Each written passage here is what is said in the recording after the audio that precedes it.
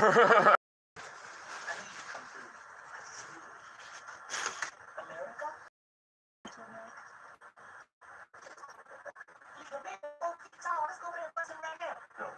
some bacon.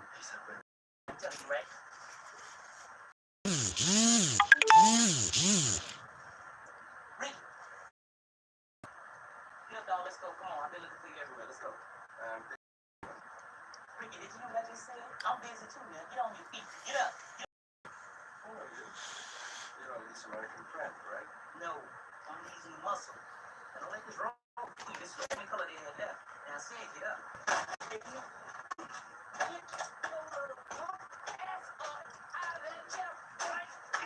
Rush Hour 2. Remember Rush Hour 2?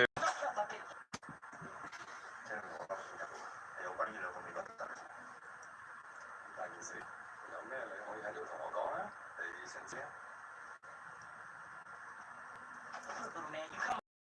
Oh my Lord. I would like to pay you. No problem. I can get you a new one. I seen it on the internet. That's all my. Wow, I must excuse myself. Inspector, have a good day.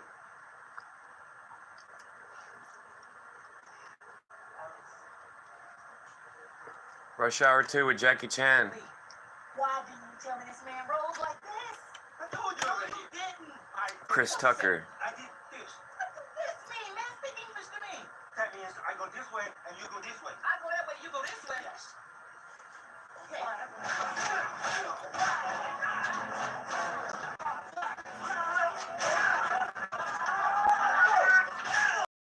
Oh, y'all look alike. Watch out!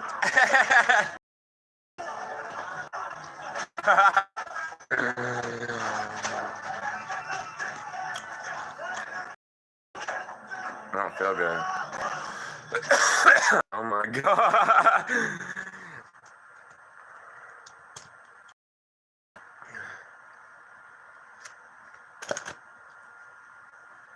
Oh.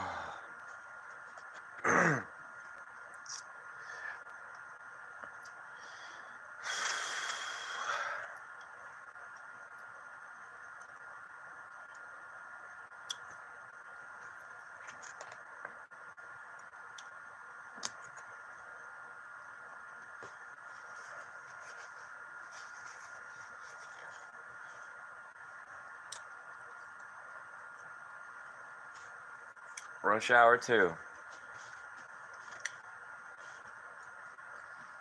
It had two Asian women in it.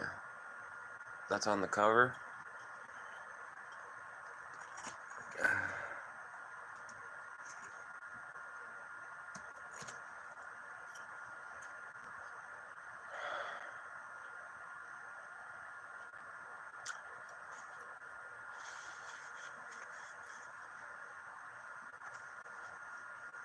This stuff right here is too strong. It's got too much oil. It's got too much oil in it. Not enough THC and CBD. You got people in those other states, they got the butter. That's where you condense it. Remember the old school way? Let me tell y'all the old school way. They get a bucket. They get a strainer, like a bed sheet or something. Then they get another strainer, like 2 or 3 bed sheets or something. And I'm not exactly sure, but in the middle of that, there's going to be a lot of ice. A lot of ice. Well, hemp, I presume. But anyways, stir that up, and the ice separates the trichromes, which is basically like the THC and CBD and all that, whatever. The trichomes are those little crystals on the bud that you know it's some good bud because it's been taken care of, you know. Like a good tomato or a good cabbage. That's how people used to make hash.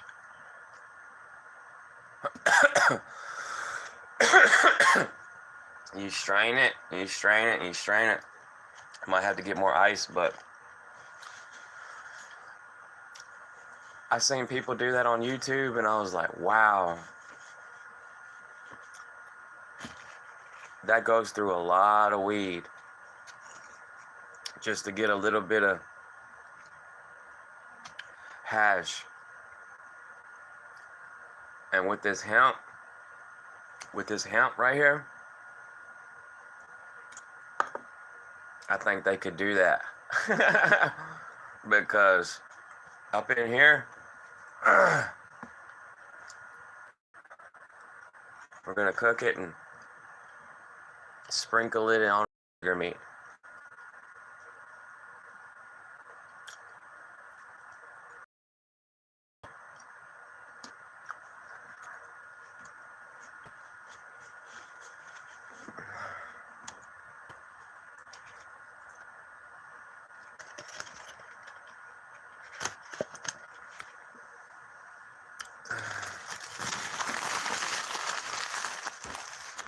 Got the same song for the dog.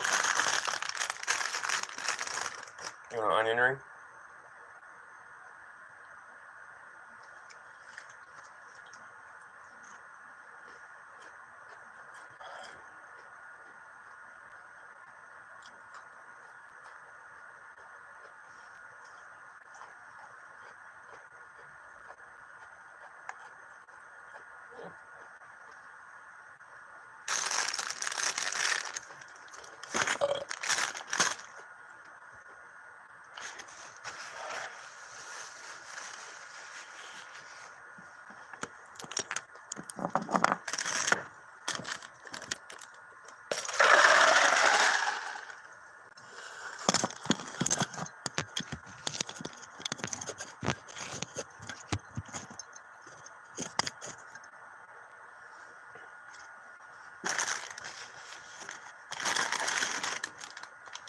You want another onion ring?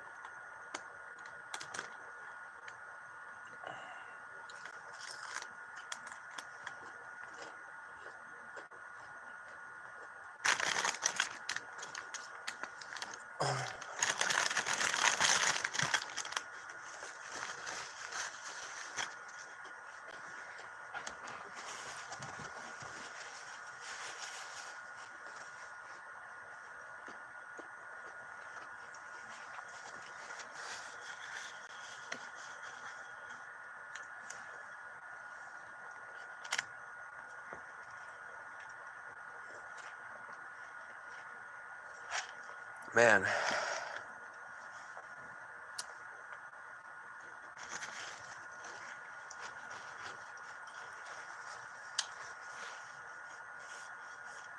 I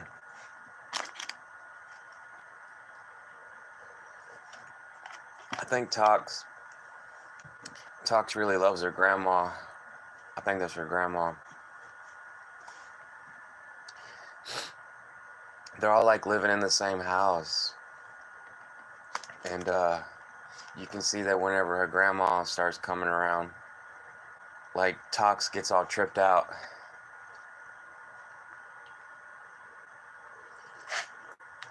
I think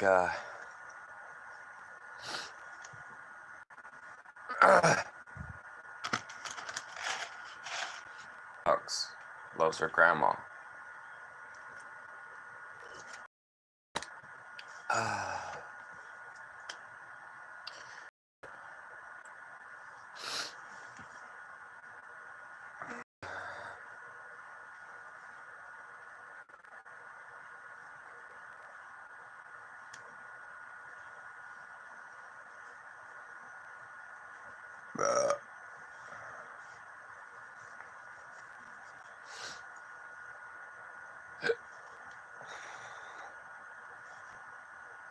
I talked to this chick on Facebook one time.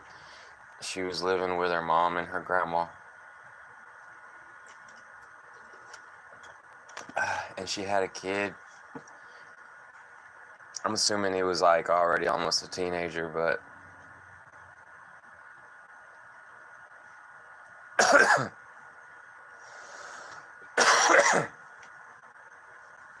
Tox don't even have, I ain't even had a baby yet. She's 35.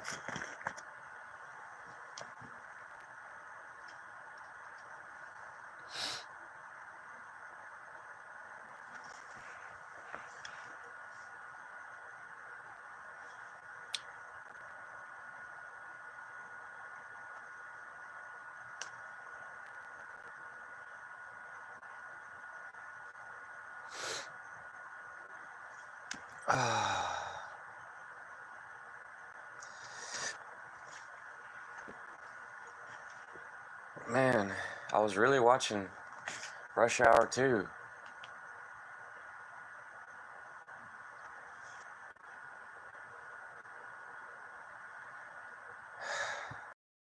When that movie came out in 2001, the majority of people didn't have internet.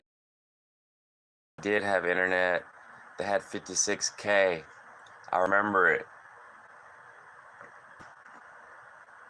Remember 56K, where it would take so long to download a page, one page, and it'd be like, mm, mm, mm, mm.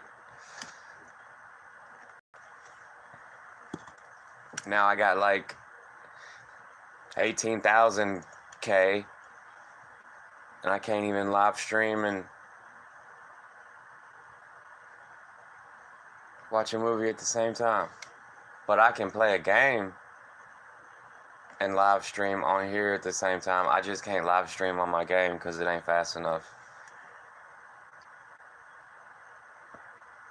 So YouTube really, Google really got it right, allowing people to live stream on here with low bandwidth, with low internet speed. I didn't know that, like, I just started going live on here, and I don't know how long people been going live, but I think it's a long time that they've had this, and I just haven't tried it because, going live, you don't really know what you're doing. If you don't have a protocol, you're just gonna be basically shit posting. Like, first lives I ever seen was like on PlayStation, and there were these people in their living room or in their bedroom, and I was like, WTF. Now I'm doing it, and it's the same thing. It's basically the same thing. But if I'd have had like fast internet, I'd have probably live streamed a shitload of video game stuff, like playing GTA Online.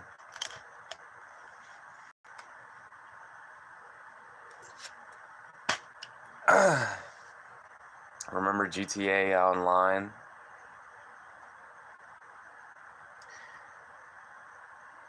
And it was super laggy. Remember, like, they don't have their own servers, so like when you join a game, if your internet conflicted with somebody else's internet, y'all would disconnect. So like, y'all would be like interacting on GTA Online, but if y'all's internet conflicted, y'all would be in the middle of doing something, and then it would just disconnect.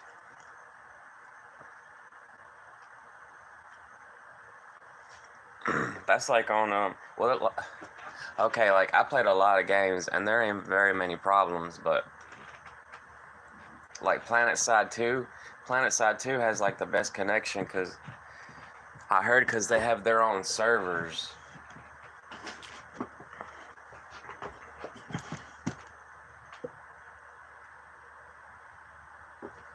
But like when you get on like this game, Farming Simulator, they don't have their own servers. So when you host a server, you gotta have like really good internet or it's just gonna be laggy. It's always laggy. Always. They really need to fix the lag on Farming Simulator games. This is the last one I got, and I really want to play it. They got all those mods, you know? And it's so beautiful, but then you try to play with somebody and it's like, fuck, can't play this. It's too laggy. Even with good internet. I think it's even with, I mean, say two people have good internet and they play Farming Simulator 22 together, they probably don't have any problems.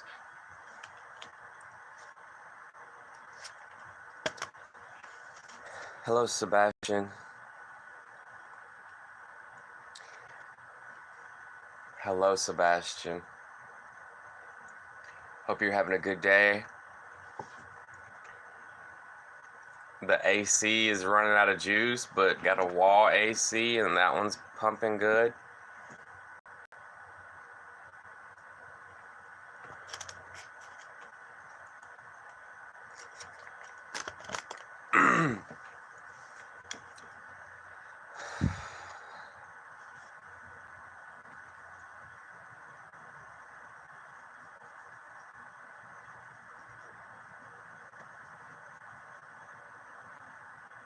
But yeah, you know, I think us old folks are on YouTube now reminiscing about the good old days. You see those ravers that you see the ravers that used to go to raves and go to parties back in the 90s, back in the 80s and 90s. It got real progressive in the 90s. But like you could imagine in the 80s, you know, a lot of like that break dancing music, or just like in country clubs or whatever. People was had a whole lot of fun, you know, with the good stuff.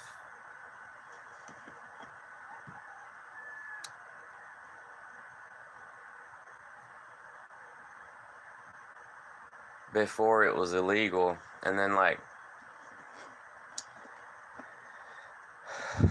those ravers have become old ravers, and they reminisce. They'll bring up old stories of how the old days were better than these days.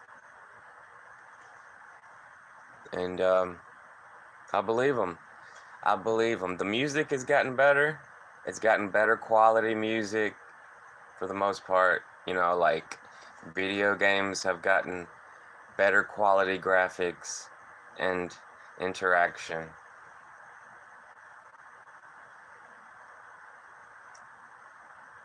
But it seems like the old days were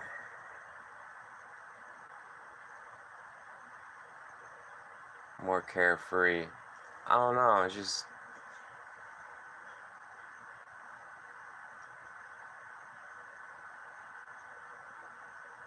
people was having fun, you know, that they don't have a phone in their pocket.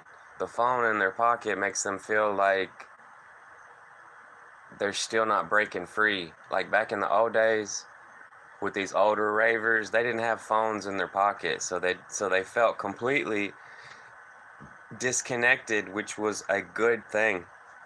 It felt so liberating to feel completely disconnected, like you didn't have to worry about getting a phone call. You know what I'm saying? Like kids these days, teenagers these days are all like probably worried they're gonna get a notification or something when they're trying to party. Like they have that in the back of their mind, you know. It's always a side note. And it's like I don't know, I mean, it just felt like people was more free, just like more independent, more having to just be themselves. I don't know. I can't explain it unless I write it down. But when it comes from the head, I can get it started. But, all those people that go in depth with things, they write it down. They think and type, think and write.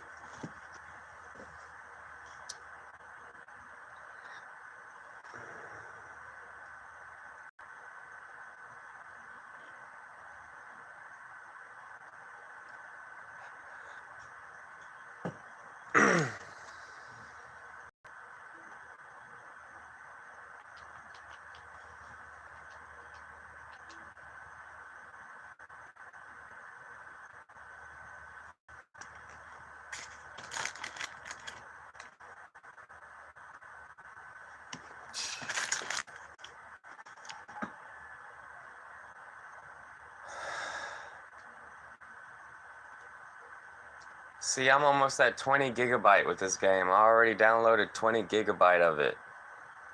That's a lot. It's like 1/8 of the game.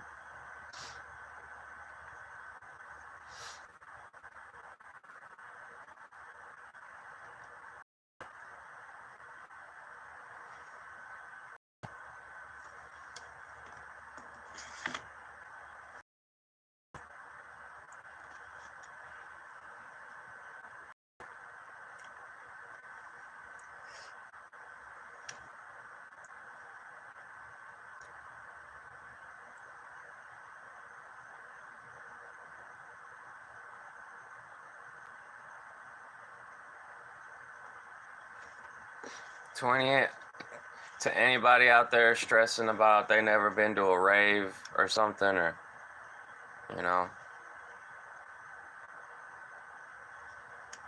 it's just as good whenever you just spend time with your friends,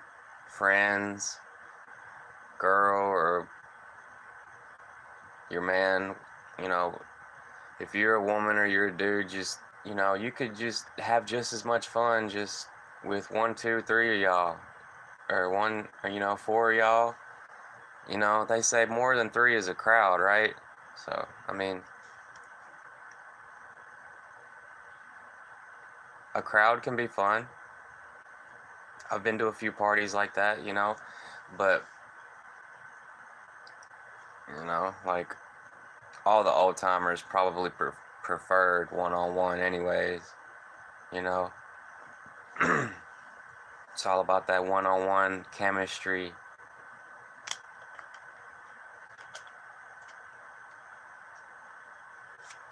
When a man and a woman go to town,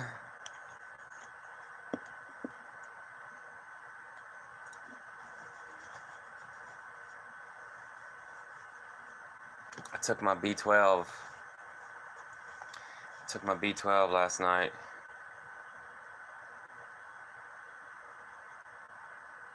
What the heck? I got some extra lint.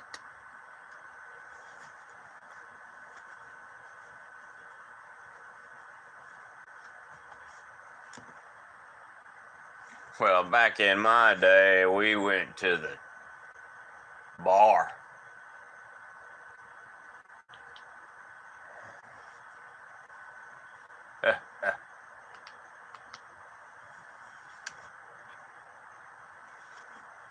The bar was right by the rodeo.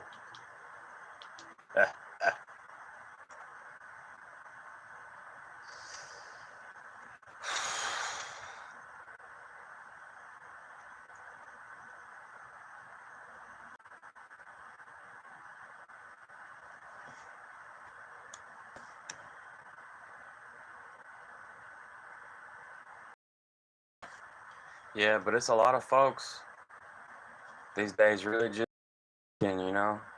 like effort just to keep a business alive. I see that, and a lot of folks really don't even want to be fooling around with a party on a weekend.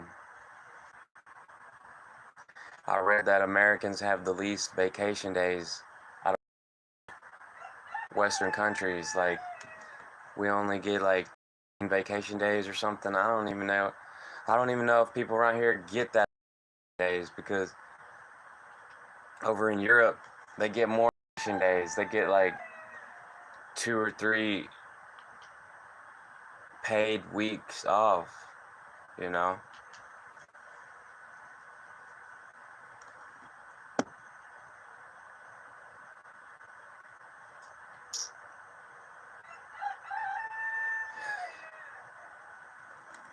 Don, chill.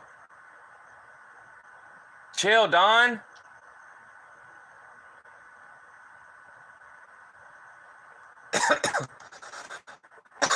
Don, chill.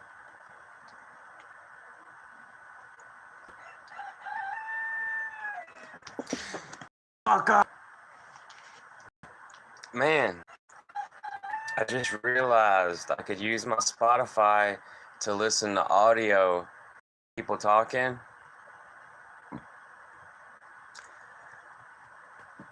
And stream at the same time. I don't have to listen to music. But I really haven't used Spotify for like talks, podcasts. I guess I call it podcasts.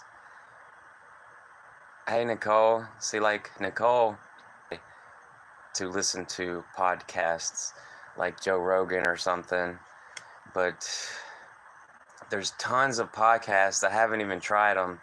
Like, I just remember hearing one Joe Rogan quote from a comedy show, and he was like, "We're monkeys.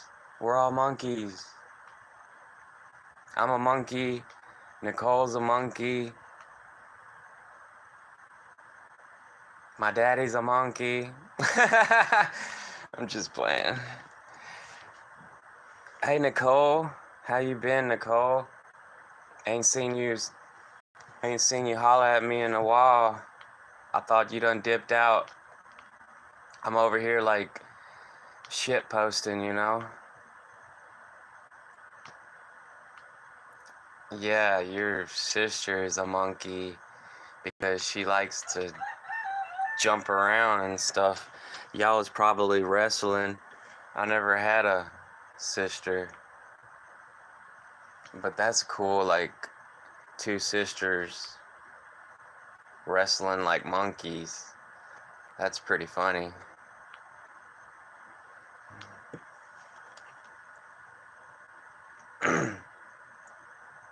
Yeah, I'm okay, Nicole. I'm doing good. How are you doing? Like, I could use a good girlfriend. If I had a good girlfriend, I'd probably feel a lot better about doing stuff and all kind of stuff.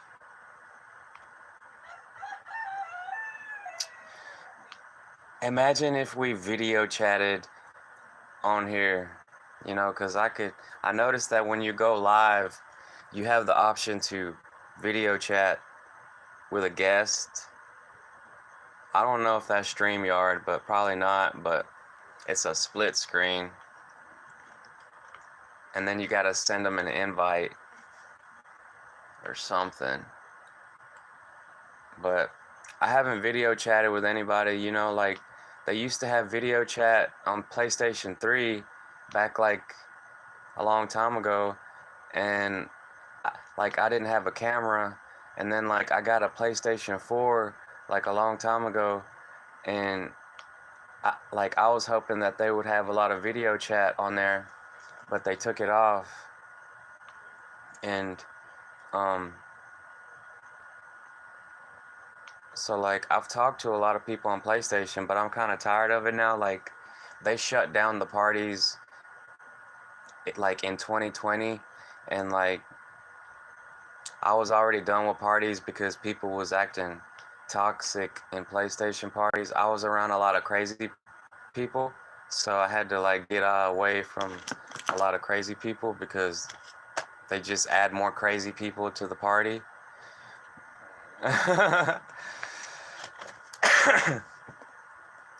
You're single, don't let it get you down. It'll change when you find someone special. I know that people,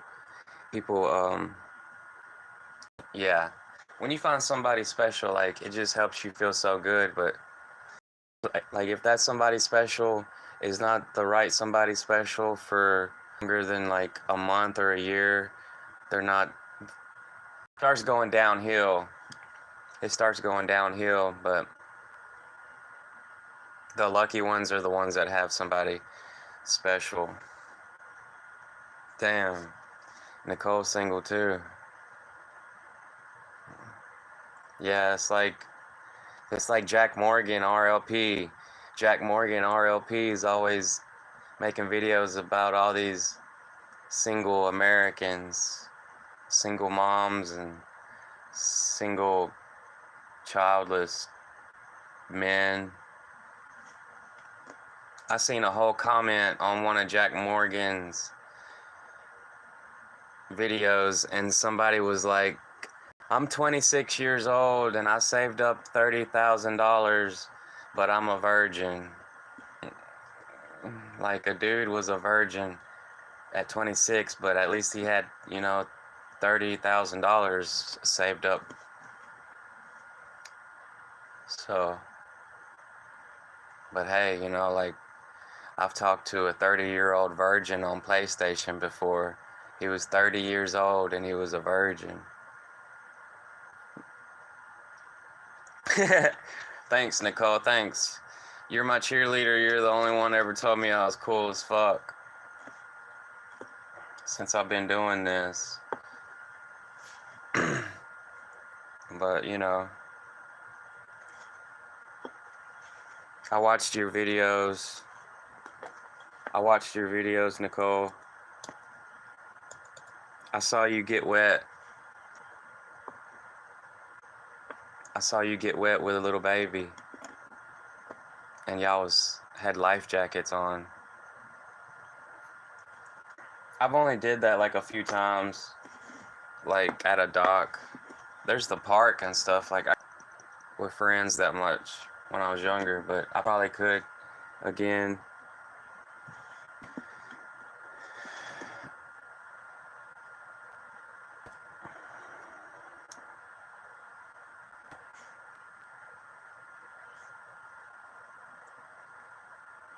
You're going to house sit, and we'll have to jam on it now. Hello, my niece. That was a fun day. I'll attend later, Chad. Oh, that was your niece? Oh, wow. So, you're gonna have to house sit?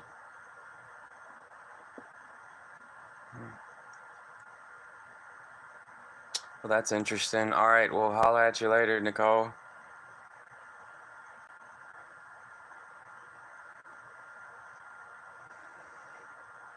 Nicole, single. Yep. A lot of folks single.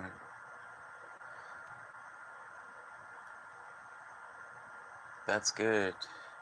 It's good for a little while. It's like getting in a relationship. It's good for a little while.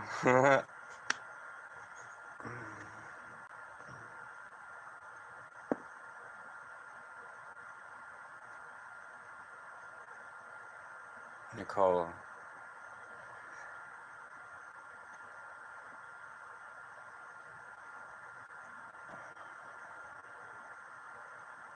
Yeah, be well. Be well.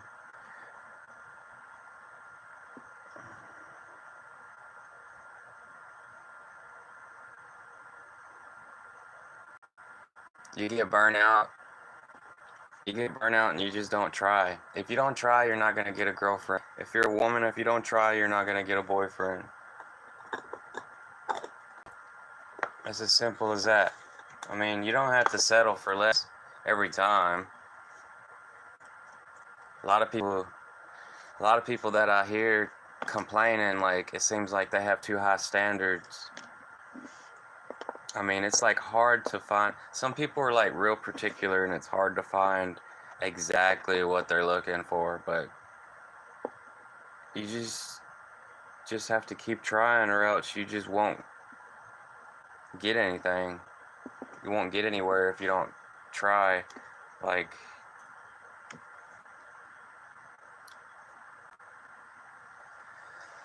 y'all already know this. If I listen to something on Spotify, podcast.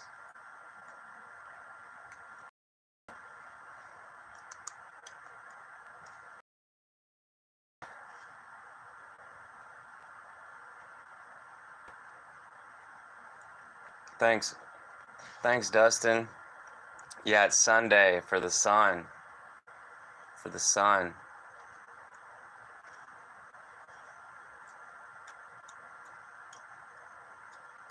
I'm doing good, like the AC is running out of juice, so I had to get another AC, and it feels good in the house. The sun is out. It's beautiful. I appreciate Sundays. Thank you for the positive words.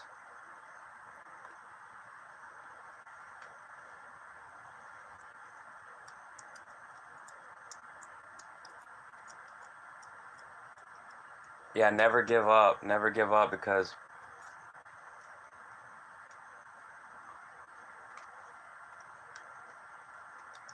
if you're blessed, then you're just blessed, and it's good to feel blessed.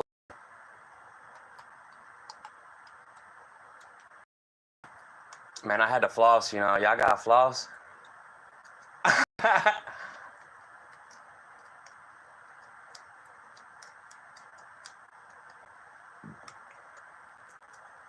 Yes, I love God. I think about how the universe was created. I think about how the sun was created. I think about how the earth was created. I think about how water is created. I think about all that stuff, and I really appreciate nature.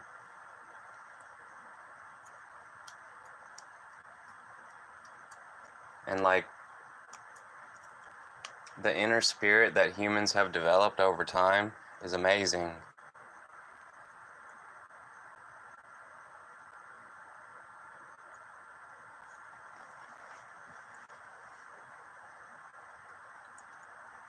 Yeah, the human spirit is amazing. Nature's scary. Nature's scary. We've had to battle all these parasites for so long.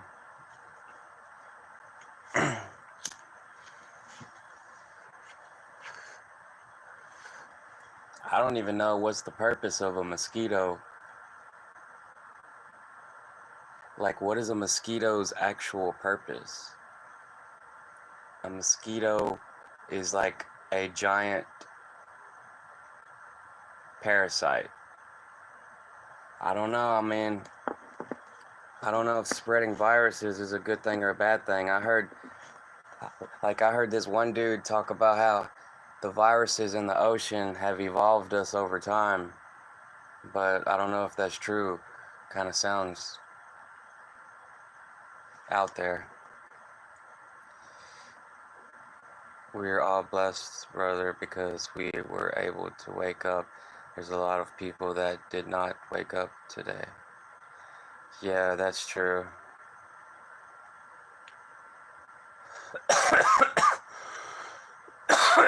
Yep, that's true. And there's a lot of people that are asleep in life that just want to be.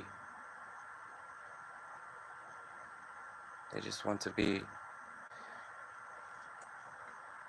They just want to be.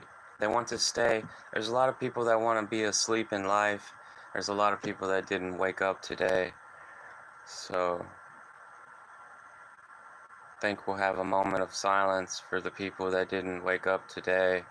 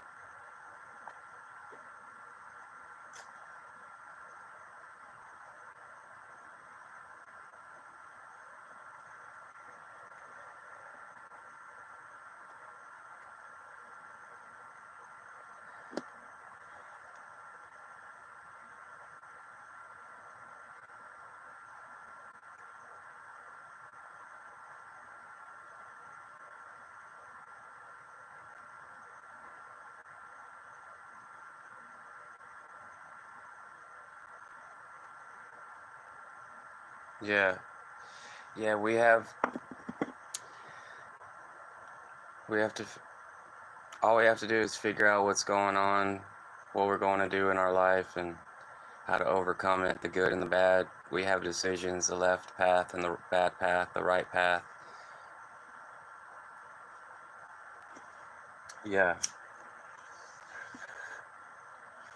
That's those trials and tribulations, you got choices. You do have free will. And like I was thinking about faith the other day. Faith is very important for people to keep on the path that they choose. To have faith will give people so much courage and the will to just keep pushing forward for their life and for everyone else. Faith is really strong. It's really good for the people to have faith. Like, you don't have to try to understand everything in the world. It's okay to, like if somebody says you're asleep on something, maybe you're just sleeping on that, but it's okay because we can't understand everything. And that's where faith comes in. Like, faith really helps people wake up every day and do what they need to do or what they want to do, or so they could do what they want to do. Faith is so powerful. It helps a lot.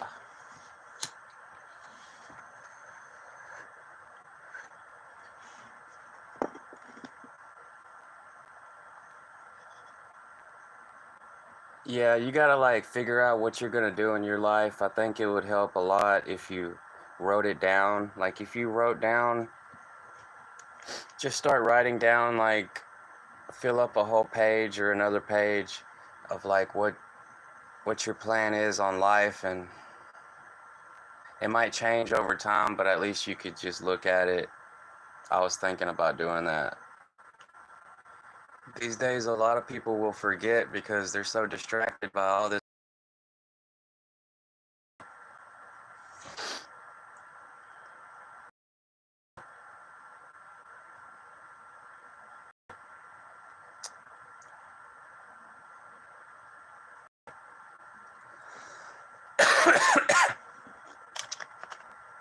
It's easy to get distracted by all the technology and just waste 10 years playing video games.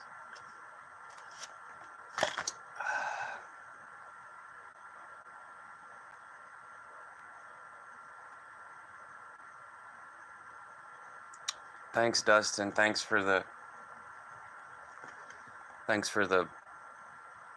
thoughtful words of wisdom. Those are words of wisdom, true words of wisdom, coming through on a Sunday. Preach a man, preach a time.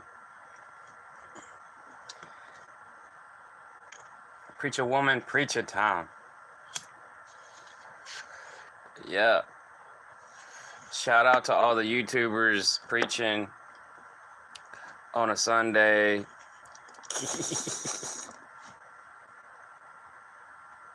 My daddy said I would be a good preacher man. Like, if you could figure out how to talk to people in a good way, in a loving way, in a compassionate way, in an understanding way, like a lot of the times how I would be talking to my daddy, he would be telling me that I would be a good preacher. And, like, what I understand is that a lot of people are preachers in their own way, with music, and now with social media. It's just like, you know, everyone has become, a lot of people have become like a positive force. They're the church in their own way.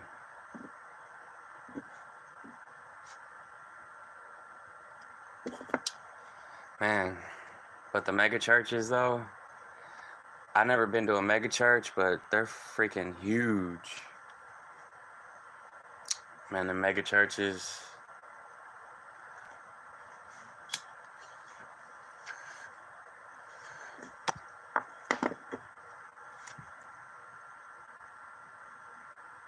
Yeah, I need to figure out what I'm gonna do with my life. I've been thinking about it a lot. Like, there's different roads, there's different paths that you can take, just like Dustin is saying right there, because he points out that people could take 3 different roads in their life. Playing a video game, it's like playing Fallout 4 and you gotta make your own decisions. You got 3 different outcomes. That's cool.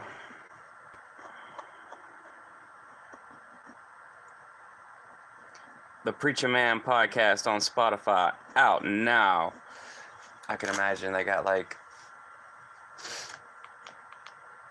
a lot of preaching, a lot of psychology podcasts, and I haven't even tried. Like, sometimes when I'm on YouTube, like, I'll listen to some old books. Like, it seems really popular now. You just read a book and you make a video of you reading the book and just put the title of the book. It's like people can get paid like for Audible or something. But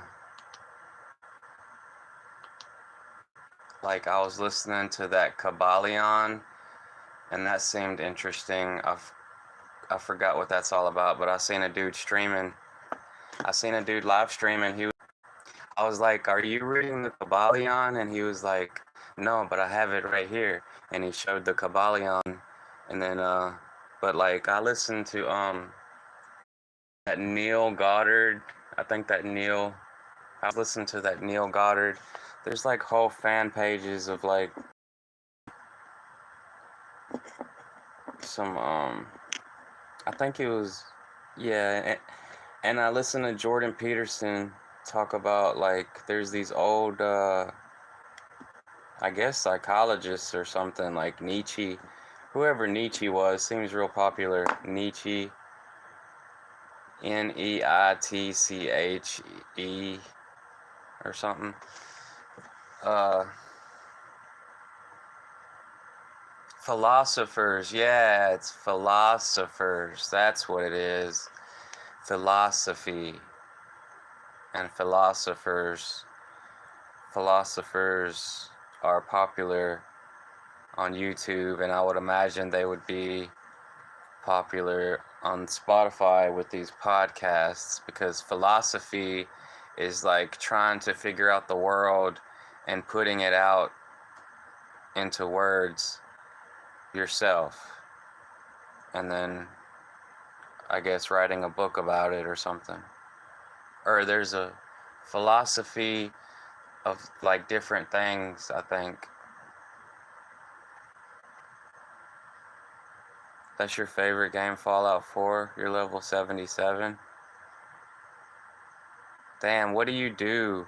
What do you do? Like, how do you get to be level 77? Like, you probably already finished the main story, so you're just doing like side missions and stuff. But I think the coolest part about Fallout 4 is like you can do more than just the story or side missions. You can like just do like weird things with the like NPCs and stuff, like the characters, like the computer characters. You can do weird stuff with them, and you can just do like weird stuff. Last time, the last thing I remember with my Fallout 4 was I was at the apartment. I bought the apartment at the middle of the game, like at that town, at that town, like in the middle of the refuge, and like I was just like putting stuff in my apartment. I was like putting all kind of like I was like putting stuff in my apartment, so my apartment was like full of stuff, and it was pretty cool. Like, but like, what do you do, Dustin? Like, what do you do? Like, do you run around and just like mess with the robots or something? Hey, man, Fallout 4 is really cool. Oh, yeah, dude, I never got to get that power armor. People can get that power armor, and, like, man, you could have a whole power armor suit. I had, like, half of a power armor suit, but, like, having a whole extra power armor suit in Fallout 4 is a really good thing. Yeah, I didn't play Fallout 76 like I wanted to, but then I didn't want to. And then I probably should have got it just for the hell of it.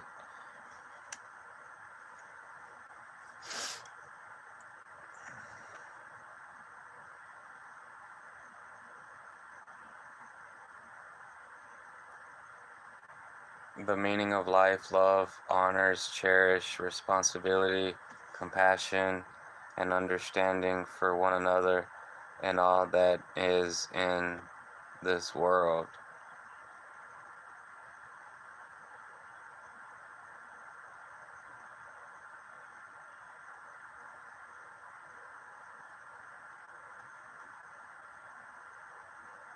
Yeah, that's what makes us so special, because humans can do all those things more than any other type animal.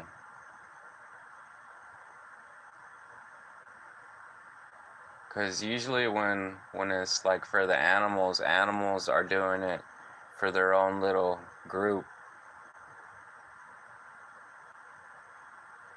But humans can have the opportunity to make make life better for a lot of, like, a giant group, like a whole country, like a whole continent.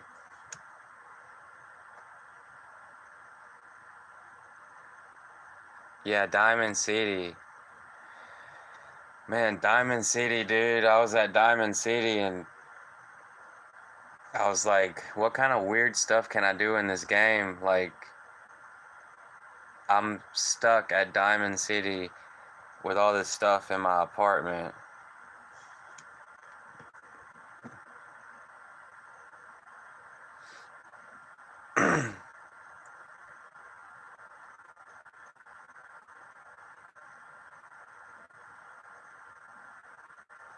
Oh, nice. See, that's what I was hoping you had. You would have like a whole robot that's your own personal robot, because that's really what it's about. Like, we're gonna get AI, all this stuff with AI and robotics. I mean, basically, if it goes the way people think, people's just gonna be able to have their own pet robot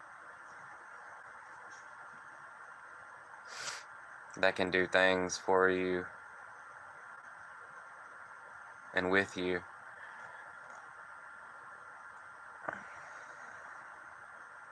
Ada is your favorite companion. She has the son of a machine gun and the Coca-Cola blaster.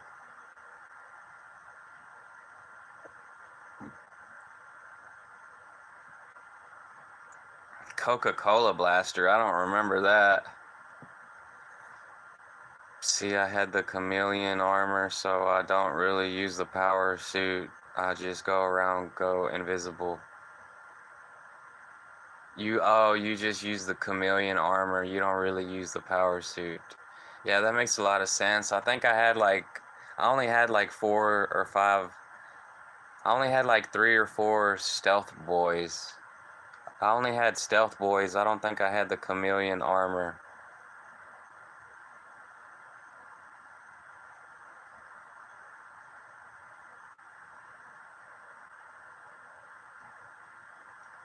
I can't I can't get back on Fallout 4 because I don't my disc reader broke. I can't play the hard discs.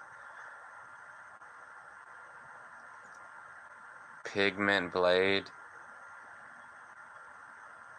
Well, now it would make sense for me to buy Fallout 76 because my disc roller broke and I can't play hard discs, but really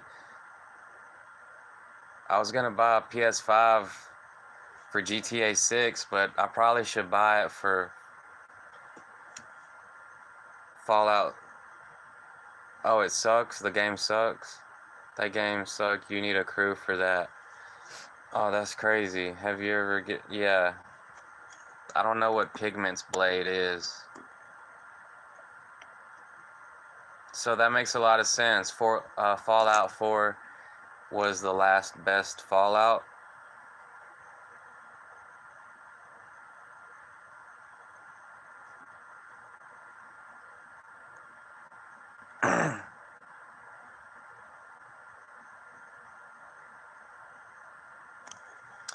Maybe Fallout 4 was the last best Fallout.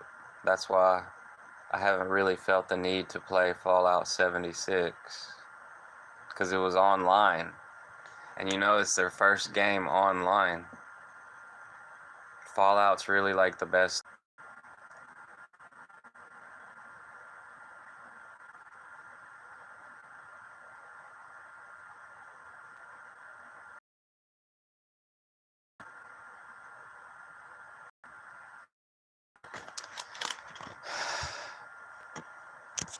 I just saw that Jack Morgan released a new video. I think he's about to go live. He talks to his subscribers on a Sunday. Jack Morgan will host a StreamYard, and he'll talk with his subscribers if they join the chat on his live video.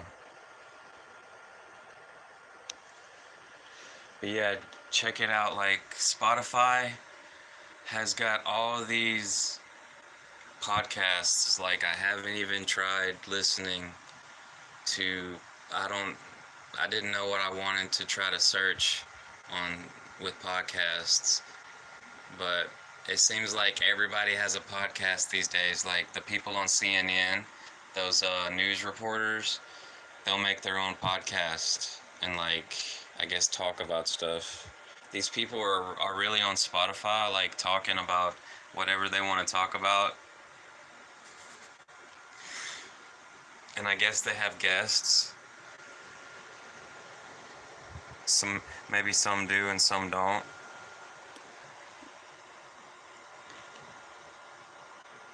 It fires Nuka-Cola.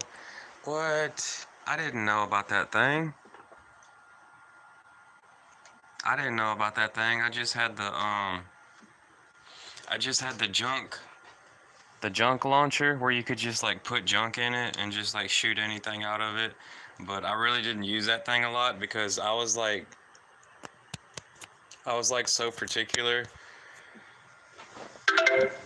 Like, I was so particular playing Fallout 4 that I didn't want to waste any of the stuff that I'd already, like, scavenged or something, because I was going to use it for, like, to scrap it, and I didn't scrap it, or maybe I did, but well, yeah, like, I was saving, like, I was hoarding so much stuff on Fallout 4, it was ridiculous. I think I was, like, I could have probably lost some stuff because I was hoarding so much stuff.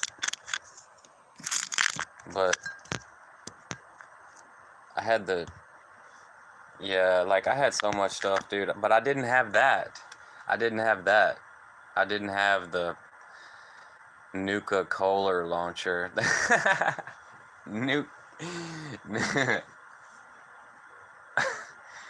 What? How would you get more nuke? Oh, that would suck. You probably wouldn't have enough.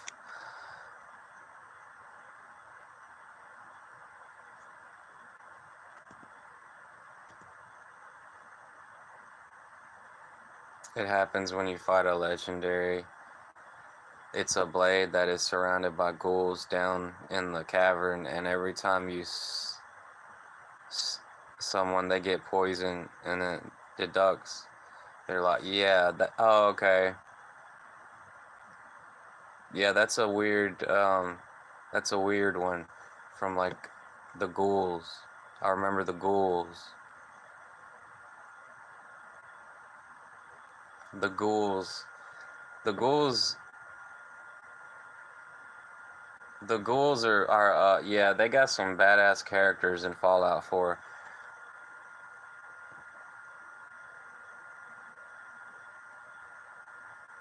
because they got those super mutants, and the super mutants are harder than the ghouls, but sometimes you'll get a legendary ghoul.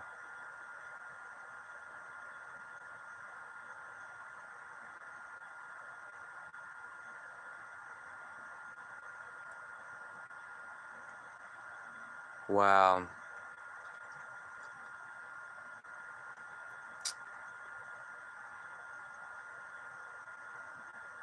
So you tried going by yourself? Have you tried going by yourself, Dustin, or you just saw that people are in a crew when they play Fallout 76?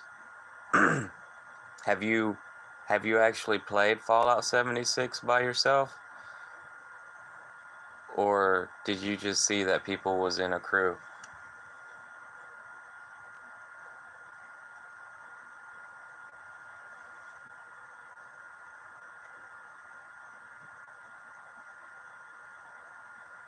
Well, that's cool. They made it all about a crew.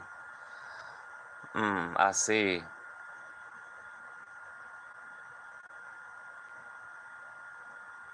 Cause what's badass about Fallout 4 is like you got different vaults. You got to go in different underground bunkers.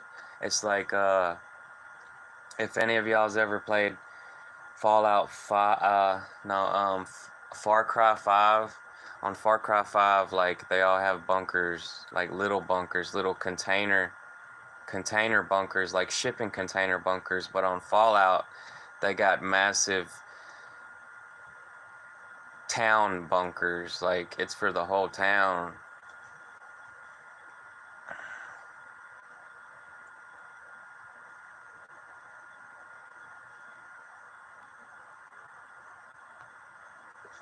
It's for the whole town. It's a bunker for the whole town. Man, I played Far Cry 5, and it was like an action movie. So I got Fallout 4.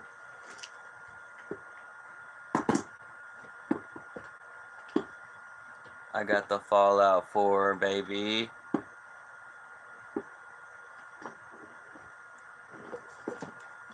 One of the most amazing games of all time. I probably should have played it a lot more than I did, and a lot better.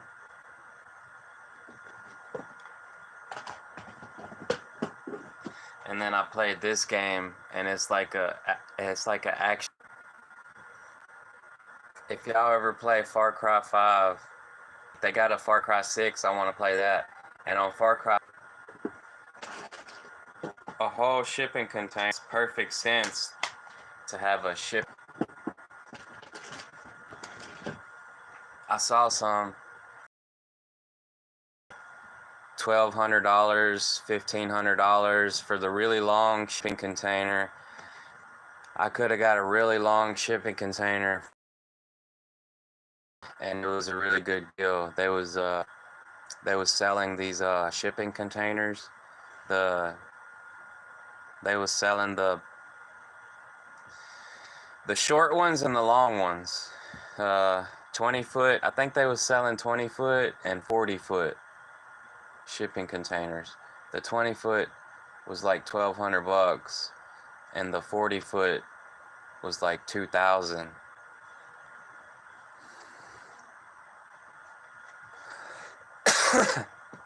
I really wanted one. Like that was before I played Far Cry 5.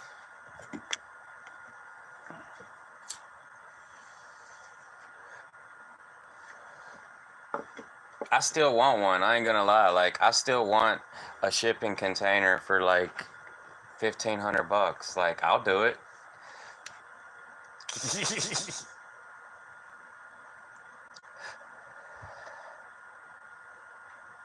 Just watch different videos, but it's a lot better with a crew because you still got to build your house and everything. You got to get running water and everything, and it's just a little different. Yeah, I really wouldn't like it if it took a really long time. and I was like trying to play online with like a crew, and it was taking a really long time.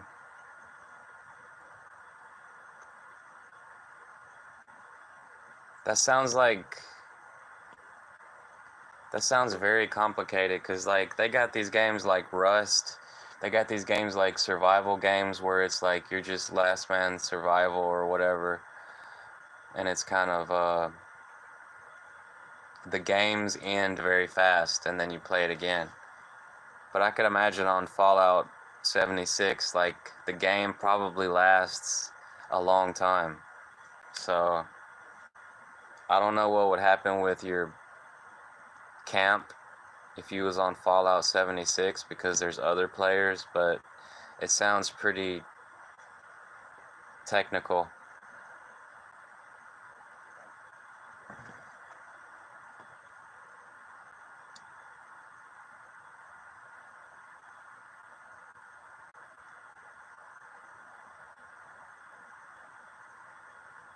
You bought the DLC?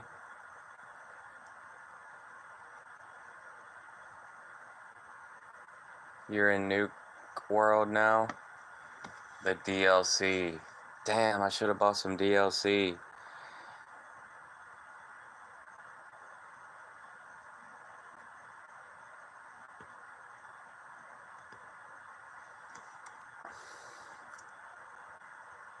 They have a series on Hulu or Amazon or something right now for Fallout 4 series. What? God dang, I just heard somebody tell me the other day there's a series for Ark. There's a Ark series, because I was telling him about Twisted Metal. There's a Twisted Metal series, and now you're telling me about a Fallout series on Hulu or Amazon or something. They're starting to make all these TV shows about the video games now. That's already 3 of them that I done heard that me or you could have been in, Dustin. Like, we could have been in any of those movies, you know, Dustin? Even the... Remember, if you get it this time, go ahead and get the DLC, Nuka World, all the far hard things, so that you have the complete game, because you need it, like, to fish it. Remember, if you get it this time, go ahead and get the DLC, Nuka World. Yeah. The Saints are made in.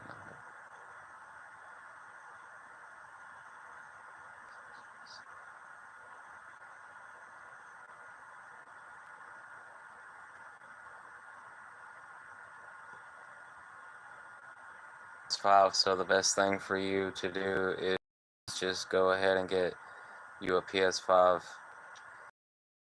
Get one that is able to have the disc. Exactly, like I was kind of worried, like they're releasing PlayStation 5s without a disc read, and it's kind of scary. Like I was thinking about like USB video games. Like they got these USBs that can hold so much data, and I don't understand why we don't have like cartridges as video games, because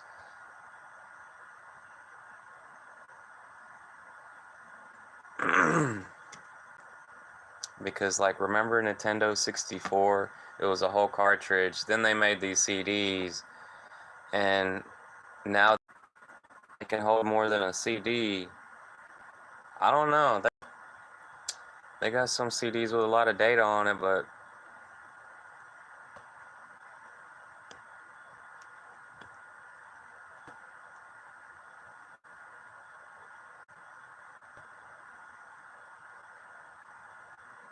yeah, that sounds complicated.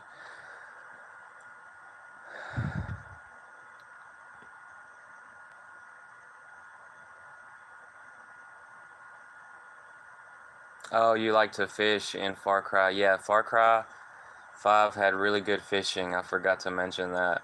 It had really good fishing. Like the fishing is so good that like I wanted to show somebody. That's how good it is to fish in Far Cry. If y'all haven't fished in Far Cry, you should really try. You should really try it because if it's so it's so beautiful. Like the graphics are better than anything I played. But people say the graphics on a PS5 is way better. Like it's in 4K. It ain't at 1080p. It already passed 1080p on a PS4. So I need to get like a PS5 like ASAP. Like I should have bought one the other day when I went to go to the I went to the AT&T store with my dad and he was like, they got the games in there, and I was like, oh shit, I just bought these two PS4 games and I really should have got a PS5 because it kind of makes a lot of sense to me because like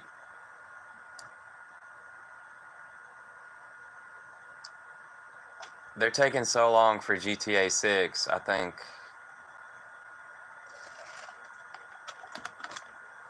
I'm kind of wondering when the PS7 is going to come out. I think it's going to be like longer than 5 years.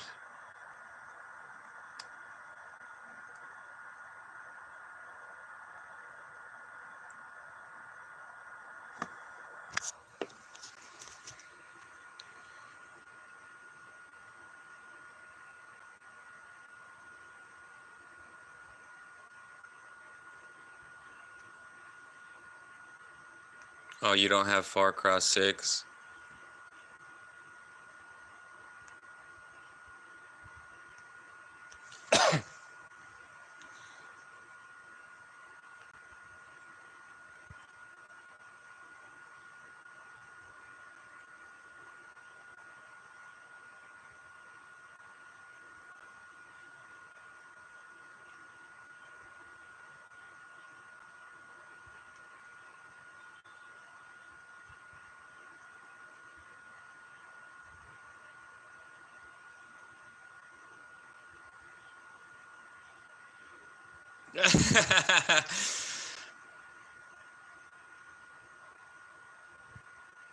Oh, your name is Perky because you got to kill. You got the mechanic. Yeah, man, we could play. We could play on PlayStation, PS5, Far Cry 6. Yeah, get a PS5 for Far Cry 6.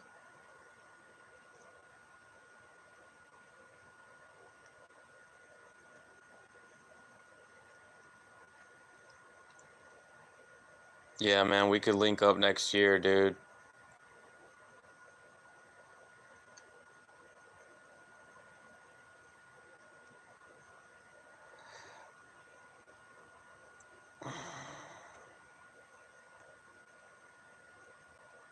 All right, man. Perky Teal. Thanks, I appreciate it.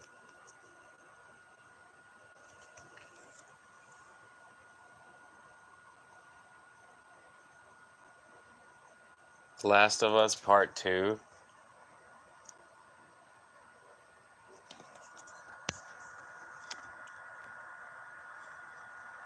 I haven't played a Last of Us game. I was seeing people playing that. It looked good. And then people was playing that Alan Wake. I saw that one and that one looked good too.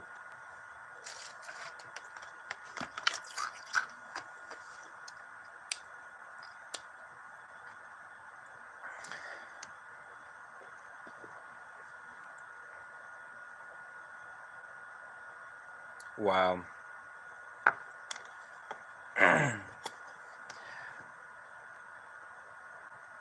It's super realistic, huh? It's like it looks like oh,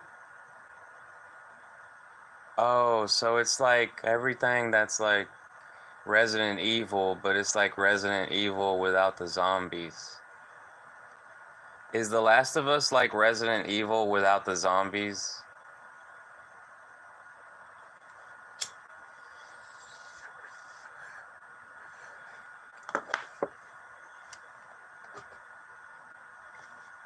if you got the right TV, it makes it, yeah, like, y'all need to get the right kind of TV if you get a PlayStation 5 because it's supposed to have like better than 1080p. It's supposed to have like 4000K, 4000 or something.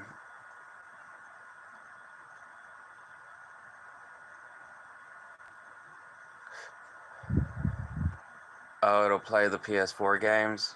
Yeah, that's really good. I was hoping for that, finally. Man, I need it. Man, I'm gonna go get me a PS5. Hey, I just got this, shout out to TCL, shout out to Walmart. I just went to Walmart. They got the 55-inch smart TVs, TCLs with a Roku app at Walmart for $250. Like, super cheap TVs. I got me one the other day from Walmart, and it'll play, I'm sure it'll play the PS5 uh, resolution.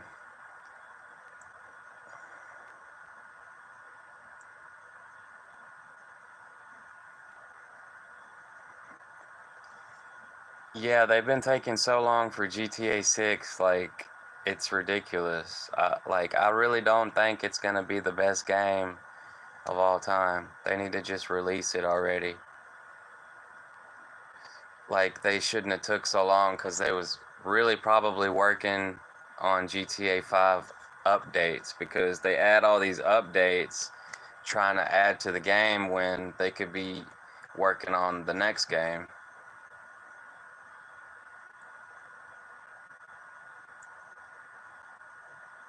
Damn, you had to take it back because you had to pay rent.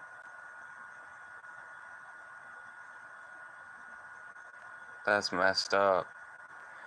Hey, I don't blame you, man. Like, I've had to clean out my PS4 for like 5 or 6 times, and it keeps running hot on me, but I'm really, I'm really like, I've enjoyed my PS4 for a really long time. Because I've never had a PlayStation this long before. I can't believe I've had my PlayStation 4 for this long. It's like the best PlayStation they ever made.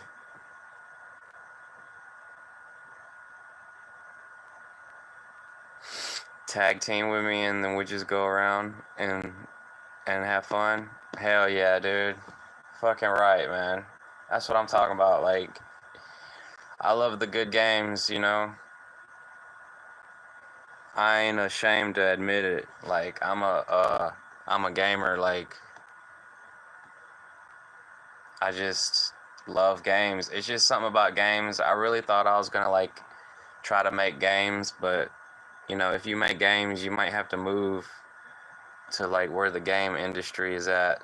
Like, then you got all those people in Japan, like they're over there in the city making those games, you know.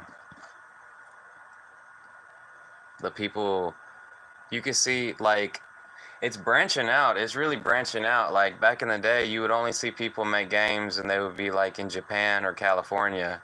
And now you see people make, well, yeah, like I learned that there was some coming out of Europe. Blast Corps 64 I played and it came out of Europe. I learned that later just because I was interested because I wanted to, like, I was thinking about a game that I used to play on Nintendo 64 and I kind of like researched it and I realized that the people that made it was from Europe. And then you see a lot of these games like Far Cry 5 that the people that they made it, like the companies in Canada. It's in Canada.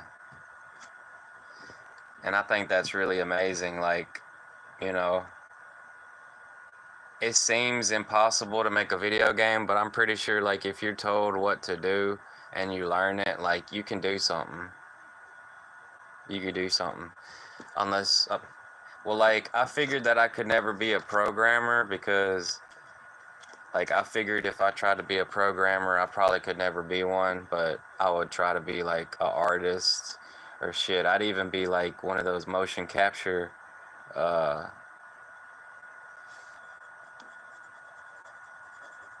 You know, like jobs like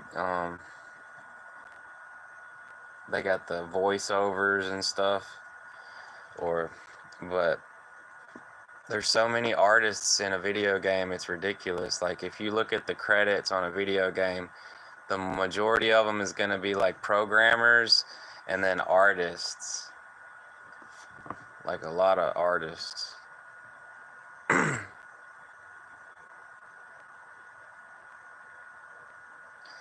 You have your internet in a couple months.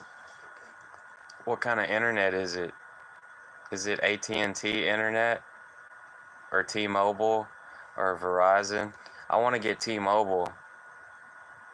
There was a disease and just turned them into affected, but it's more of a story of a survival against other people and that have taken over different scenarios in the world. Oh yeah, the No Man, what is it?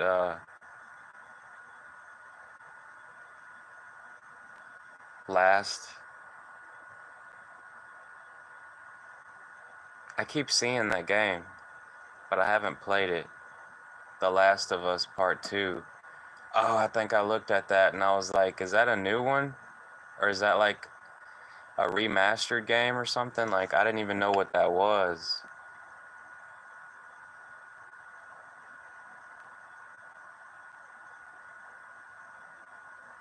Oh man, it's like shit hit the fan. Oh, okay, so The Last of Us Part 2 is like a shit hit the fan, like all those all those preppers be talking about that stuff, like the preppers, the prepper channels, they all talk about that stuff, and like The Last of Us Part 2 is like the shit hit the fan. Just make sure you get in the TV. You can Vcast as if you watch something on your phone. Yeah, that's the first thing I noticed when I could get this, when I got this TV, like you can put whatever you're like watching on your phone on the TV. And, and I was like, wow, that's amazing. 'Cause like,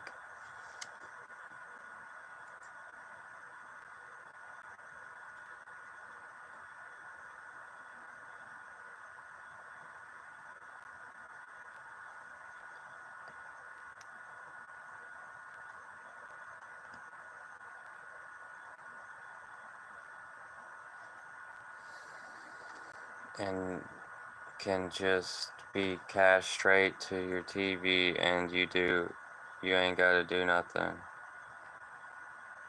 No, they had the same height they did for Grand Theft Auto 5 as they did for Fallout 76.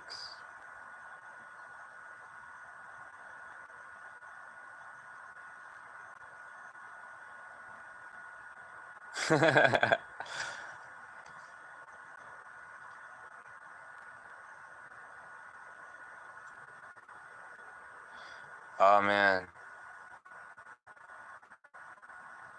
Hey, yo, Dustin, I got some of these cigarettes, man. I heard they're like $4.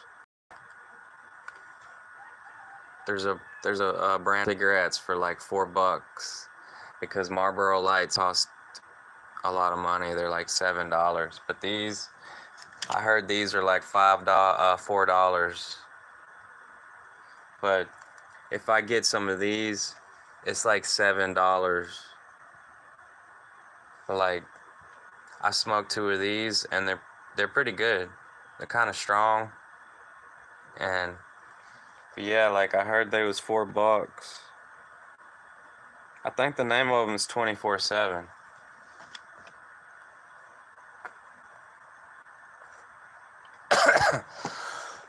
All right, holla at you later, Dustin. Peace. What does that mean in Hawaii? That means like, that's some surfer dudes, man.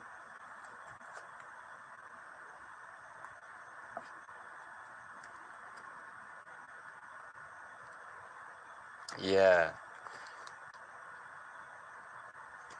$4 is a good deal for these.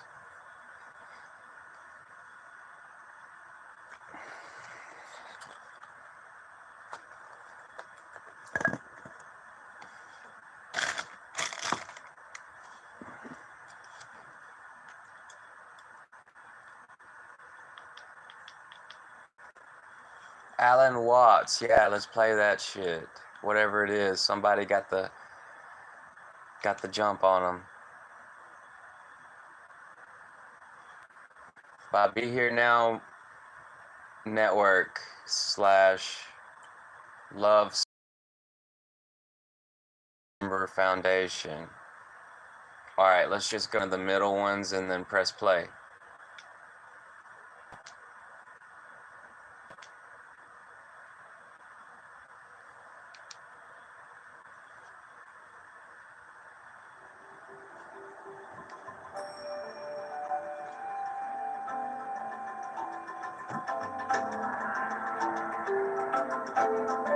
And I'm your host, Mark Watts. And today we're going to be listening to a great seminar. It's called Inevitable Ecstasy. It was recorded in 1969, one of a series of seminars that anybody listened to a tape recording. They were going to be listening to babies crying and dogs barking and cars driving. And this one in particular made me think of that because you hear a crackling fire and also the bong on the old gas heater that warmed the ferry. I left them both in because they contribute to the character, and particularly the bongs of the sheet metal. They seem to coincide with what he's saying, almost in dialogue. So here's Alan Watts in session 1 of Inevitable Ecstasy, and that's going to be followed by an excerpt from session 3, insight, along with hundreds of talks. Today's podcast comes to you courtesy of the Ram Dass Be Here Now podcast network. Our theme music Moment Records, and in the groove as we make these shows. And now here's Alan Watts in Inevitable Ecstasy. This seminar called Inevitable Ecstasy is about a very primarily addressed himself, which is that of agony, suffering. But before we get into that, with concepts and ideas, as they do with a state of consciousness, we need to understand about, even though in its nature it's extremely simple, and we have no names for it. Now, we don't lose the foundations. Just as mountains are, but they're all based on the earth. So the multiple things of this world are differentiated. But they have, as it were, a basis.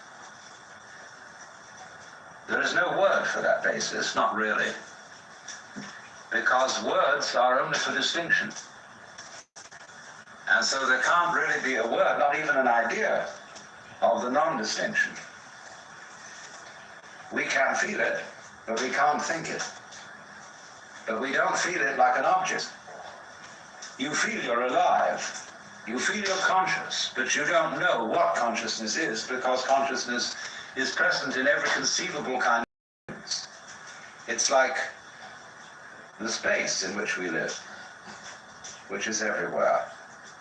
It's like a fish being in water, and presumably a fish doesn't know it's in the water, because it never goes out.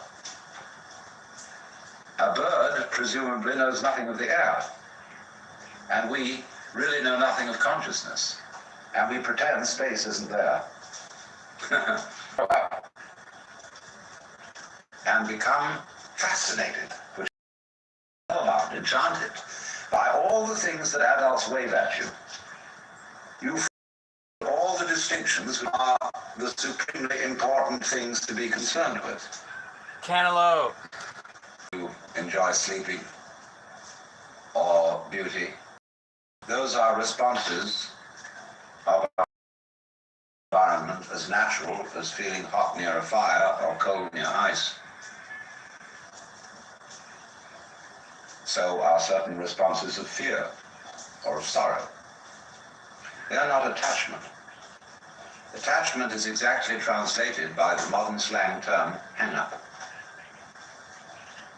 It's a kind of stickiness, or what in psychology would be called blocking, when you are in a state of wobbly hesitation, not knowing how to flow on. That's attachment, what is meant by the Sanskrit word klesha. So we get a hang-up on all the various things that we're told as we grow up by our parents, our aunts and uncles, our teachers, by our peer group. And the first thing that everybody wants to tell us is the difference between ourselves and the rest of the world, and between those actions which are voluntary and those which are involuntary, what we do on the one hand and what happens to us on the other. And this is, of course, immensely confusing to a small child, because it's told to do all sorts of things that are really supposed to happen, like going to sleep, like having bowel movements, like loving people, like not blushing, stopping being anxious, and all sorts of things like that. So what happens is this. The child is told in sum that we, your parents, elders and betters, command you to do what will please us only if you do it spontaneously. And no wonder everybody's completely confused. We go through life with that burden on us. We therefore develop this curious thing. We develop a thing that's called an ego. Now, I've got to be very clear to you what I mean by an ego. An ego is not the same thing as a particular living organism. From my philosophy, the particular living organism, which is inseparable from a particular environment, that is to say, from the universe as centered here and now, there's something real. It isn't a thing. I call it a feature of the universe. But what we call our ego, it has the same order and kind of reality as or an inch or a longitude. Is that we treat it as if it were a physical organ. We're real in that sense, when in fact it is composed on the one hand, that is our idea of ourselves, as when we say to somebody, you must improve your image. Now, in the word water, would that some God we speak of, about the functioning of my nervous system, my circulation system, my subtle relationships with the surrounding human and non-human unit, which I have of myself as a caricature. It is arrived at through mainly my interaction with other people who tell me who I am in various ways, either directly or indirectly, and I play about with what their picture is of me, and they play something back to me so that we set up this conception. And this started very, very early in life. And I was told, you see, and you were told, that we must have a consistent image. You must be you. You have to find your identity in terms of image. And this is an awful red herring. A lot of the current quest for identity among younger people is a search for an acceptable image. What role can I play? Who am I in the sense of what am I going to do in life?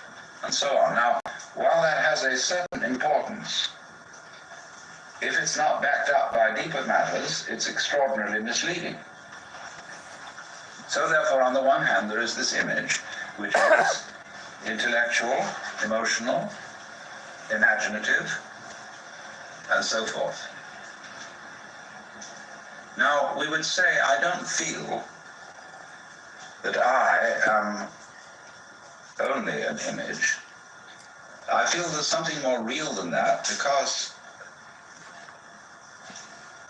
I have a sense of there being a particular sort of,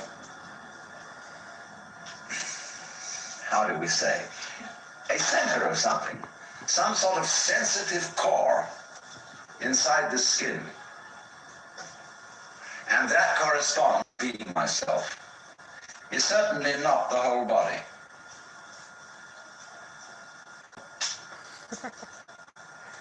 Because a lot of the body, in other words, if you stand stuff out, lie on the floor, and turn your head and look at yourself, you know, feet and your legs, and all this up to here, and finally it all vanishes, only there's a sort of a vague nose in front. And you assume you have a head because everybody else does. And you've looked in a mirror, and that told you you had a head, but you could never see it, just like you can't see your back. So you tend to put your ego on the side of the unseen part of the body, the part you can't get at, because that seems to be where it all comes from, and you feel it. Certainly are not conscious of themselves. There are no spots in front of them, no retina, or in the optic nerves that give hallucinations. So also, therefore, if my consciousness is working properly, I ought not to be aware of it. As something sort of there, being a nuisance in a way, in the middle of things, because your ego is all very hard to take care of. Well, what is it then that we feel? Well, I think I've discovered what it is. In the whole process of doing spontaneous things to order. When you're taking off in a jet plane, and the thing has gone rather further down the runway than you think it should have without being up in the air, you start pulling at your seatbelt. Get this thing off the ground. Perfectly useless. So in the same way, when our community tells us, look carefully, now listen, pay attention, we start using muscular strains around our eyes, ears, jaws, hands, to try to use our muscles to make our nerves work, which is, of course, futile. And in fact, it gets in the way of the functioning of the nerves. Try to concentrate.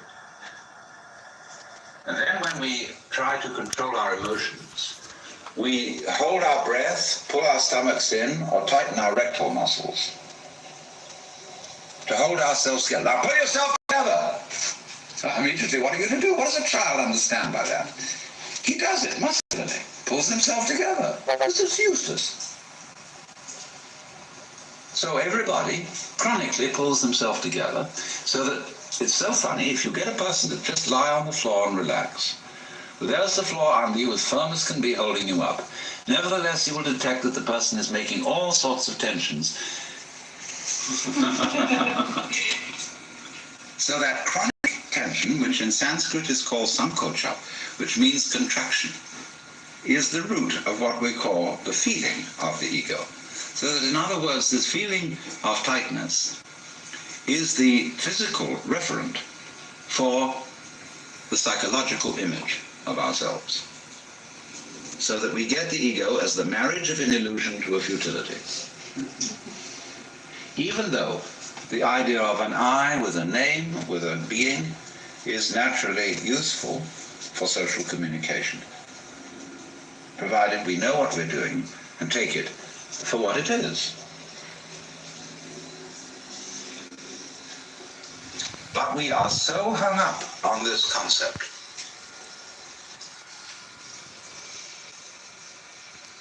that it confuses us, even in the proposition that it might be possible for us to feel otherwise. Because we ask the question, if we hear about people who have transcended the ego, well, we ask, how do you do that? Well, I say, what do you mean? You, how do you do that? Because the you you're talking about doesn't exist. So you can't do anything about it. Any more than you can cut a cheese with a line of longitude.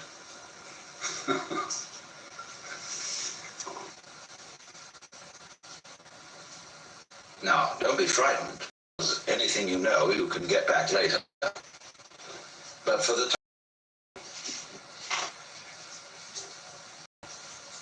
here is our awareness. And let's suppose you have no information about this at all and no words for it. And that my talking to you is just a noise.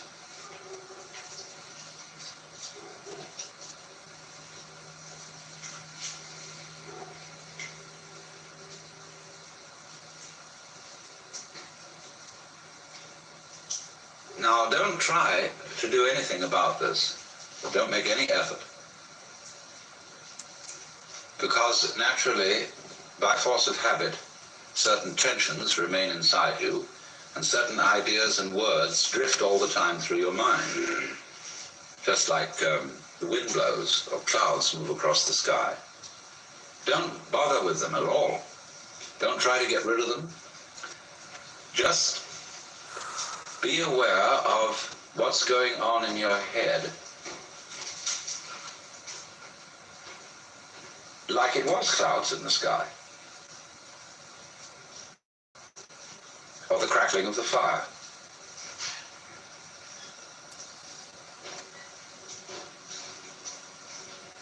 There's no problem to this. All you have to do, really, is look and listen without naming. And if you are naming, never mind. Just listen to that.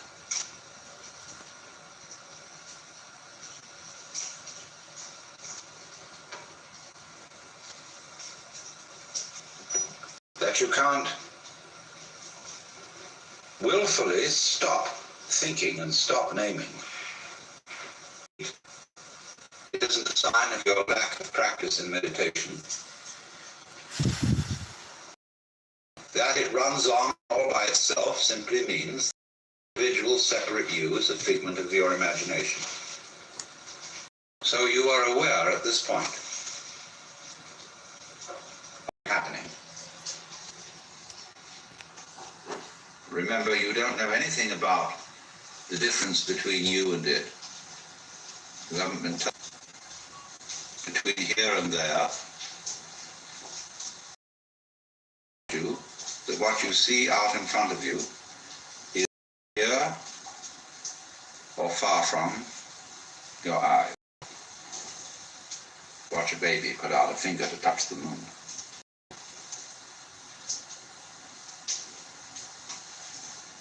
You don't know about that.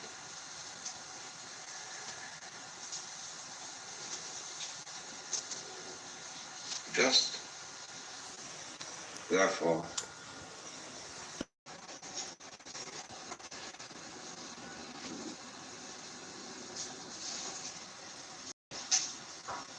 and it's a happening. It doesn't happen to you, because where is that? You, what you call you, is part of the happening, or an aspect of it. Has no parts. It's not like a machine. And it's a little scary because you say, well, who's in control around here? Why should there be anyone? Now, that's a very weird notion we have, that processes require something outside them to control them. It never occurred to us that processes could be self-controlling. Even though we say to someone, control yourself. We always, in order to think about self-control, we split a person in two. So that there's a you separate from the self that's supposed to be controlled. Well, how can that achieve anything? How can a noun start a verb? Yet it's a fundamental superstition that that can be done. So you have this process, which is quite spontaneous, going on. We call it life. It's controlling itself. It's aware of itself. It's aware of itself through you. You are an aperture through which the universe looks at itself. And because of it's the universe looking at itself through you, there's always an aspect of itself that it can't see. So it's just like that snake, you see, that is pursuing its tail. Because the snake can't see its head, like you can't. So therefore, we will find ever more minute things away from itself. It won't do that if you don't chase it.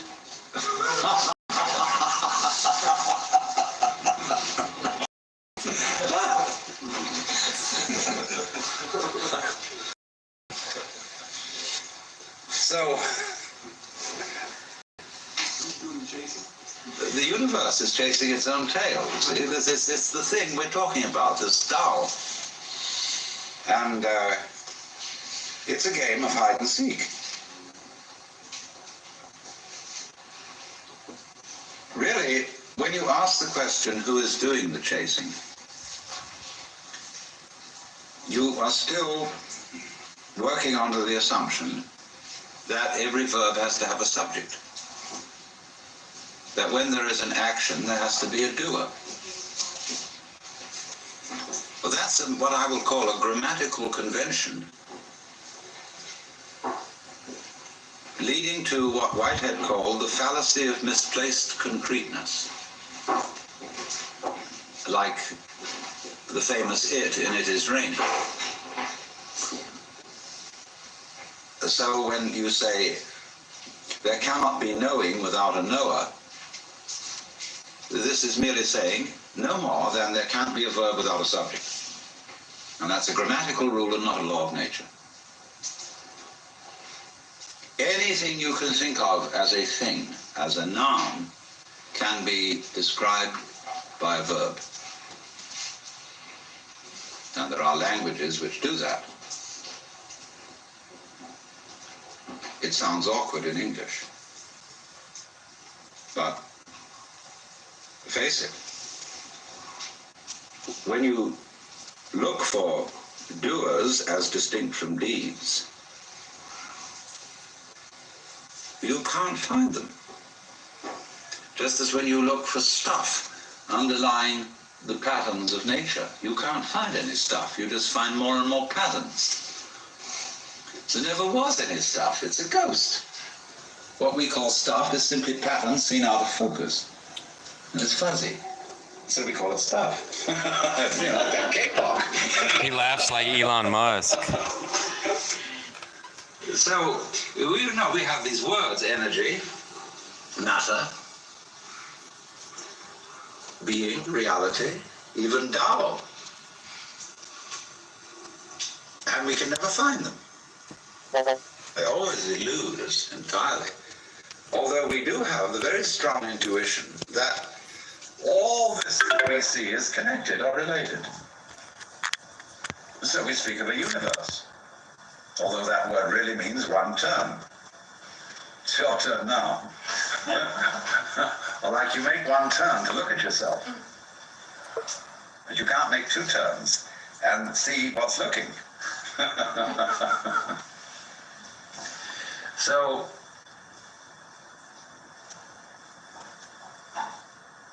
it's very simple, therefore. You only have to understand that you can't do anything about it. You can struggle and struggle and struggle, and indeed will do so, as long as you have the feeling inside you that you're missing something. And of course, if you are learning any sort of skill, and you haven't perfected the skill, there is indeed something you're missing. But in this thing that we're talking about, that isn't true. Because you, as the Buddhists say, are Buddhas from the very beginning. And all that searching is like looking for your own head, which you can't see and therefore might conceivably imagine that you're lost.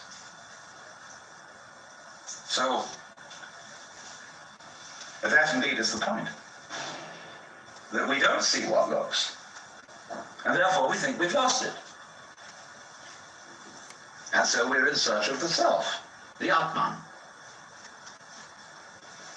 because we have it. We are it. With all these images. So therefore, if you understand perfectly clearly that you can't do anything, find that very, very important thing. God, enlightenment, nirvana, whatever. Then what?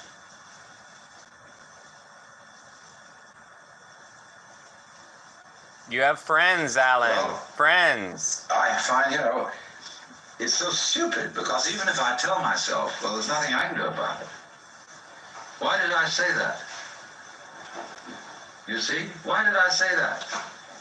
Why did I go out of my way to tell myself there's nothing I can do about it? Because in the back of my mind there was a funny little feeling that if I did tell myself that, something different would happen. See? All right. So even that doesn't work. Nothing works. Now, when absolutely nothing works, where are you? Well, here we are. I mean, there's this feeling of something going on. Now, the world doesn't stop dead, but you just can't help it. It goes on despite anything you think or worry about or whatever. That is the point. And remember, although you will think at first, you hear them coming out of silence. The sounds come, and then they fade off. And if you say, well, naturally, I'm Jack Morgan's live. always moved by the past, that's an alibi. Go watch his channel. And it completely fails to explain how you ever learn anything. That's why all the psychologists who are mostly behaviorists are completely bogged down in trying to find a theory of learning. Because according to the theory of learning that we have, everything that new that you assimilate is really only learned when translated into terms of what you already know.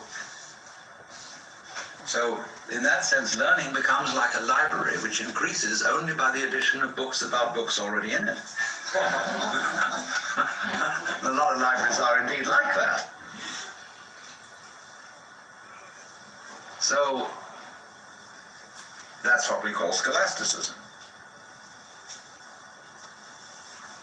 So then, you become aware that this happening isn't happening to you, because you are the happening. The only you there is what's going on. Yeah, all that isn't there. That's a game that's been erected on it.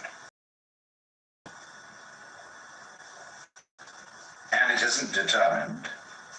In other words, you get this odd feeling of a and happening, in which doing is happening, and happening is as much doing as doing. And if you're not very careful at that point, you'll proclaim yourself God Almighty, in the Hebrew Christian sense. Like Freud alleges babies feel that they're omnipotent. And in a way they are. I'm omnipotent insofar as I'm the universe. But I'm not omnipotent in the role of Alan Watts. Only cunning.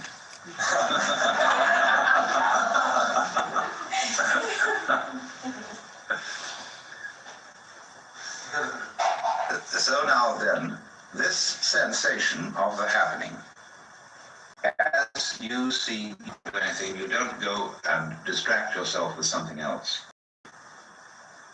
Any sort of distraction. Right. Because if you do that, you will miss what follows. Right. The feeling of what is going on when you're not doing anything. Yeah. Meditate. When you're not able even to not do anything. See, this is a sticky place. Can't be still. You can't get in and you can't get out. That's why it's called in Zen the mosquito biting the iron bull. or the man who swallowed the ball of red hot iron, which he can't gulp down and can't spit out. See, it's that difficult. What are you to do or not do? And that tells you, you see, that dilemma. That what you thought was you just isn't there at all. Now don't make it difficult, because that's a form of evading it. Don't make it easy. That's a form of evading it. What we're talking about is just the one that isn't there. And if you think it is there, it's a free country. You can have that thought, but it's a thought. In other words, your ego is a thought among thoughts. It is not, in fact, the controlling or the feeler or the sensor. It's one. And so, therefore, this thing is going along. And as I say, we get anxious because we feel nobody's in control, but nobody ever was. You know, you live thus far a reasonably orderly life. I mean, there have been some catastrophes and messes, but it's amazing how we have got this far. I mean, the thing looks after itself. And you will well remember that a lot of times that when you thought you were in charge and doing something sensible, you did something extremely foolish. And when you thought you did something extremely foolish, it turned out to be a blessing. That's the way things go. Fuck yeah, quit looking at your mistake like a mistake and look at it like a blessing. To people who are in the process, especially, who are still in the process of learning elementary competence. Just do it, man. Just do your stuff, girl. Learning the taboos and the conventions. Because we take their minds off the happening. To do that, but it isn't necessary to do it that way. It isn't really necessary to turn a child into a moron in the process of becoming an adult, but that's what we do. Dude's crazy, man. Because we teach a child to be a child. And that prevents them from mastery of English language, say about 3 years, certainly in talking. If it is that advanced, it will be regarded as a freak and have a very bad time of it. So it will have to conceal itself as a moron. Lasting childhood.